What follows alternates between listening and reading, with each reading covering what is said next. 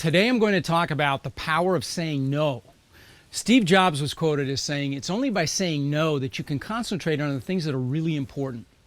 When we're 2 years old, we have no problem saying no. But as we grow up in today's society, we're programmed to say yes, through marketing and in many cases our upbringing and culture. Because of that, many people have a problem saying no. Saying no is uncomfortable and awkward sometimes to many people. And the problem is the more afraid of saying no we become, the harder it gets. Some people are just afraid of conflict, particularly in their close relationships, so they say yes when they should really say no. We've all said yes when our gut has been screaming no.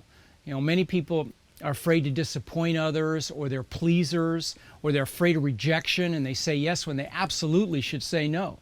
And then they say yes many times when they should say no, and it's sometimes because they really just can't think of a reason to say no. What they don't realize is you don't need a reason. Saying yes when you should have said no can frankly make you crazy later. And you can become angry at yourself or at the person that made the request, but regardless, you're unhappy. Dr. Brené Brown was quoted as saying, "Choose discomfort over resentment." Many people feel they need to substantiate or explain themselves when they say no, and it's completely unnecessary.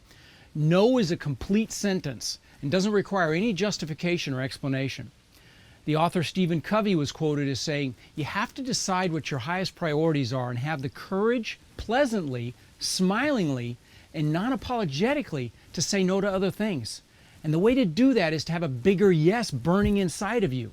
When you say yes, when you really should say no, you're damaging your most important relationship. That's the one with yourself. You don't have to lie, you don't have to make excuses, and you don't have to explain yourself. You just simply decline. For an entrepreneur like myself, saying no is frankly very difficult. I call it the shiny penny syndrome because anytime I hear about something exciting, particularly in business, it can be irresistible.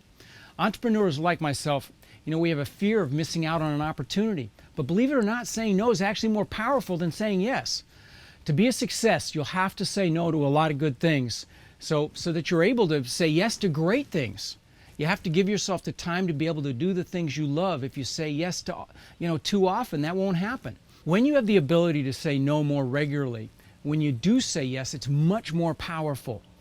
Sometimes saying no is critical because the yes could mean you go against your morals or your values. And I will tell you, never give up on your integrity by saying yes when you shouldn't.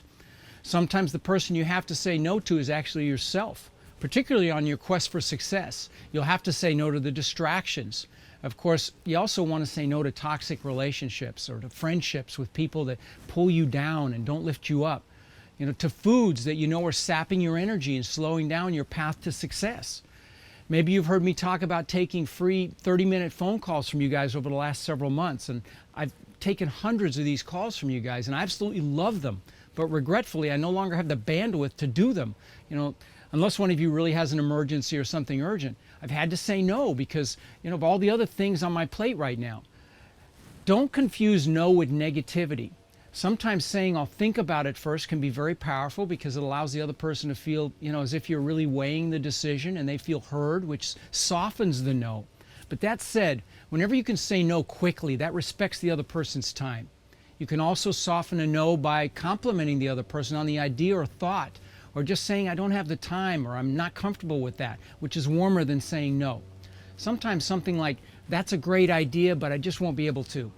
Sometimes maybe you can offer them an alternative. Maybe someone else that can do what they need. I do that a lot.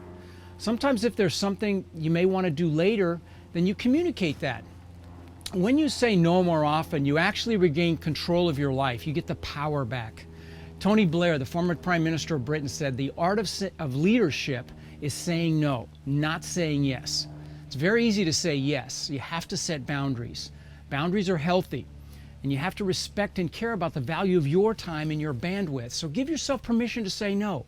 It's also not a bad idea to ask yourself some questions, when you have to make a decision about something. Ask yourself, do I really want to do this thing? Does this forward me on my mission or my goals? Or is there something else I could be doing with my time that I'd enjoy more or would get me closer to my goals and my dreams? When you start designing your life, you look at things through a lifestyle filter. You ask yourself, how can you design your life to be rewarding on multiple levels? And when you do that, you'll realize regularly having to say no is part of that. So find your power live your mission and your goals, set your boundaries so that you know that you're working and doing what you enjoy, and don't be afraid to say no.